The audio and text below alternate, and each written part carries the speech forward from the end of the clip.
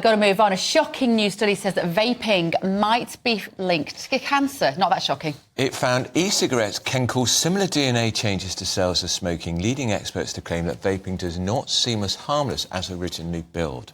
So joining us now is Robert Sidebottom from the UK Vaping Industry Association. Good morning, Robert. Is this terrible news for your industry? I imagine you're going to try and defend the product still and say that there's still a lot more research to be done. Well, I don't need to really defend the product, because I think actually if you read the article and you read the detail in the article, I mean, it actually starts and it states with, while this doesn't mean that vaping has the same degree of cancer risks as smoking does, it implies that vaping may have negative health impacts. However, we've never said that vaping is completely risk-free, and we've always said that it is 95% safer than smoking, which it is.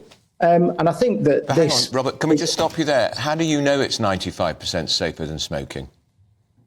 Well, it's been examined and it's been looked at, and Cancer Research UK, for example, have reviewed that, and it's never been claimed as completely risk-free, but a comprehensive research has continually shown, first by Public Health England and then by the Office for Health Improvement and Disparities, that vaping is 95% less harmful than smoking. And that's that's an ongoing fact. And what we've got to remember is that there is a substantial amount of harmful toxic chemicals in smoking. And that substantial amount of harmful toxic chemicals, 70 of which we know cause cancer, is responsible for 7 in 10 lung cancers in the UK. And that cannot be applied to vaping at all. It's just unreasonable to do that. And it's about having a longer-term understanding, though. We've had cigarettes for how long? Decades. How long, Robert, have we known about, or have we had vaping being used on a wide scale? How many years? What, less than 20? Well, I would say around about 20 years. Before it was regulated, it was being used quite widely as well.